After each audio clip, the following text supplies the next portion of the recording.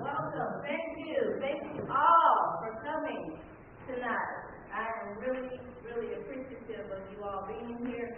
I've got a small presentation that I want to share with you. Lots of information on how to get those positive stories in the print. Definitely the action pictures and the importance of portraying people in a positive light. Something that is very new, but very doable, very good, makes people smile. One quick story I'm going to tell you, and then I'm going to get started. One of my favorite things is this little guy. He's a student over at Winchester. I know not who he is. His pen shoe, was in a picture. And he carried this paper around all day at school. And he's pointing to the principal and everybody he comes to, this is my shoe! You know, I mean, no face, no clothes, no body, his shoe. And I mean, you will be surprised at what a small amount of positive publicity can do in a child's life. So, welcome. Today, I want to talk about managing change. My name is Yvonne Nelson. I'm the editor of Whitehaven and Southeast Memphis Appeal. We've got a new name, and that's a little bit about tonight's workshop. So, briefly, I'm going to get back into this. I do have some handouts. I'm going to make sure that I give one to everybody. If you would, I want to share something with you. I like to read every morning a devotional to get my day started. But a lot of days, my day gets started before my devotional comes in. But I still take time to read it. And this particular devotional came out on March 12th. And it was amazing because it said what I needed it to say. Bear with me while I read this with you, and please read it with me. It's been statistically proven that out of 162 major baseball games that make up a season of play, every team will win at least 60 games and lose at least 60 games.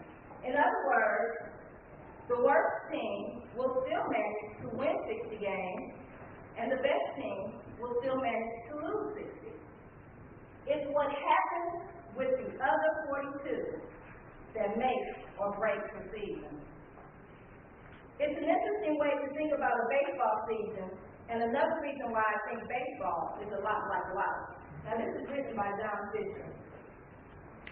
He goes on to say, winning teams experience a lot of losses. Losing teams experience a significant amount of wins. For 120 games out of 162, everybody looks the same. That's almost 75% of the season. It's what happens with the remaining 25% that makes the difference between a championship and a selling way. Life is all about ups and downs. We're all going to have good days and bad days. Winners don't win all the time. In fact, losers don't lose all the time. It says, in fact, most of the time, it's hard to tell the difference. You can't make one experience the judge of everything. Pretty much all sports tell us that. Winning is only a slight edge. So what's the point of this for us? Experience isn't everything. If you're having a hard day, be patient. Things are about to change. If you're cruising on top of things, enjoy it, because things are about to change. Change is the one constant for all of us. And those who are best prepared for dealing with it will have the best experience. If you expect things to always go well and get upset when they don't, you're in for making tough times tougher. If you are simply grateful for what each day brings, you will fare much better in the long run. Paul revealed the secret for making it through his season of life. He said, I have learned the secret of being content in any and every situation, whether well-fed or hungry, whether living in plenty or in want, I can do everything through him who strengthens me. It is a way to live the wins and the losses. It even leaves the wins and losses up to God. Don't you remember that coach who taught you as a kid, it's not about winning or losing, but how to play the game that counts? Teach us to number our days on life that we may gain in hard work. And when I read this, it was that one statement. Change is the one constant for all of us. And those who are best prepared for it will have the best experience. But I know a lot of people that's not really into change. And there's been a lot of change in the commercial field, and that's why I felt that I should focus on managing change tonight.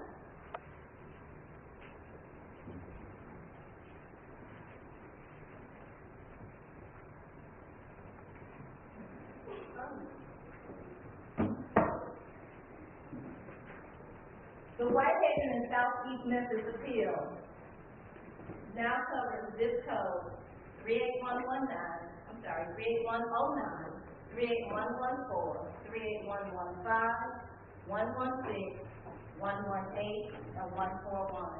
So we have spread out enormously from where we started. We started out as a pilot program. We only covered people who were related to 38109 and 38116. But now we have spread out. And we are looking for you to provide us with stories about people who live in all of these different areas.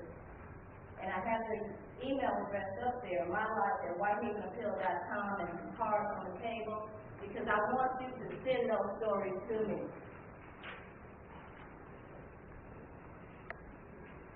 So, where's my Whitehaven appeal? I get those calls. I didn't see it in the paper Sunday. Where is it? I didn't get it in the paper Thursday. Well, there was something in the paper that said, we're changing. And we have changed. We now have a My Life page that runs 7 days a week. And the My Life page is in the B section of the commercial field every day. So, what we used to have that ran Sunday and Thursday, just in 38109 and 38116, now runs 7 days a week. And you might be in North Memphis, you might be in Frederick, you might even be in Germantown and see it once or twice. And that's what we're going to talk about next. What is a My Life page, you might ask? A My Life page is a reader-submitted page, just like you're used to seeing in the Whitehaven Appeal, and it tells stories about the lives of people just like you. But since I don't know all of the people in Memphis, even though I often think I do, I depend on you to help me fill these pages 7 days a week. So what will I see on My Life page? The content changes from day to day. Basically, on Sundays, we work with volunteer organizations like some of you belong to. We look for stories about people who volunteer, whatever they might be volunteering with, individuals or groups, working for charities, just doing good deeds in their neighborhood. Maybe they work in the civic club or neighborhood organization, a church, a hospital, in the school, volunteering time, reading to students. Whatever they're doing, we're dependent on you to tell us about it. On Monday, we have a themed photo page. Today's photo page was on pets. Some of you may have seen it. People send in pictures of their pets because they like to see their pets in print. So we came up with a day that we let their pets be in print. So you might see sports. We had that the first Monday. You might see birthday parties. You'll see that next Monday. In the future, we'll have vacations because it'll be vacation time. And holiday-related content. And yes, I do want to mention, please send me some Easter photos because I'm depending on you to do that. On Monday, you have sales pages. On Tuesday, we focus on children, like our guest tonight. She's a young adult. reaching adulthood, doing good things, and we want to encourage more of that. But if we don't see more of that, it's going to be difficult to encourage more of that. We need your help to come up with that one great kid story. We want to see the pictures that the children have drawn in daycare, or at after school care, or before school care. We want to hear their poems. We want to put them in print. The achievements, when they make honor rolls, take their pictures. If they get a trophy, put the ribbon around their neck and take a picture of them and send it to me. That's the kind of stuff that we want to see. And we're working on coming up with a children's photo contest. On Wednesday, Thursday, and Saturday. Notice I didn't say Friday. Wednesday, Thursday, and Saturday is a combination page. And it's pretty much the same kind of stories that you're used to seeing in the Whitehaven Appeal. Feature stories. Just positive stories about people like you. Things that you're doing in your everyday life that need to be out there, that people need to know about. Now on Friday, it goes back to what we used to have, where it was a zone-based publication. And I'm only speaking about Whitehaven Appeal, Whitehaven and Southeast Memphis Appeal. So on Friday, if you live in one of these zip codes, or if you stop somewhere and purchase a paper in one of these zip codes, then you'll see My Life Whitehaven. If you're in Bartlett, you'll see My Life Bartlett. But we're in Whitehaven and Southeast Memphis, so I'll stay focused. If you pick that up, it's just going to be stuff like, maybe it might be the literature essay winners at Whitehaven High School. That's something that's zone specific. Even though those children might have family members that live on the other side of town, they're right here. That school is right here. That's the kind of stuff that I like to reserve for the Friday paper. And I need you to send it in. I keep saying that. Well, what about all those announcements that I used to send you? You know, I got a call on my way here today. I put an announcement in the paper today about a trip, a shopping trip to Nashville. And the lady's already gotten 11 calls. And she was ecstatic, you know, oh my God, you know, somebody called me early this morning, and I didn't even know you could put it in the paper. But people do read the commercial appeal. And this stuff is being seen on the internet, across the world. It is really making waves. So don't think, oh, nobody's going to do it. Yeah, your phone is going to ring. If you're in there, your phone is going to ring. Is that right, Lauren? But I still have room to run though, so please listen to me. Of course, I can't guarantee that everything that you send me is going to get in, but like Ms. can tell you, I do my best to get in everything that you send me. And if I make a mistake, or even if a mistake is made and it's not my fault, I'm still going to take ownership of it, and I'm going to do everything I can to make the correction. So just like before, whatever is printed depends on the space available, but I do try to get everything in, and I definitely encourage you to send it way, way ahead of time. Wow, that's a lot. What else is new? Well, I am really glad you asked, because we have purchased something called Your Hub, and basically, I'll show this to you after a little bit, but Your Hub is basically it's an online forum where you don't have to come through me. You can post your own stories and your own pictures directly onto the web by going to yourhub.com, messageyourhub.com. And it's really a great way to share your news. And when I go to Your Hub, I'll show you where you can put in your announcements. Maybe there's something going on that you want to just announce in general. And there's a calendar, and you can go in and put that information in. And this is all free of charge. Nothing that I'm talking about costs you anything but your time and your effort. So I talked about Your Hub. We're probably going to have a workshop on that real soon, and I do hope you can attend. So what else do I need to know? Well, first and foremost, I definitely do need to say again that I do really appreciate you taking time to attend tonight's workshop, because without you, none of this could happen. It just couldn't work. I mean, I can't do it alone, and I can't thank you enough for being here, taking out time to come today. And I look forward to definitely helping you to get more of your positive news into print.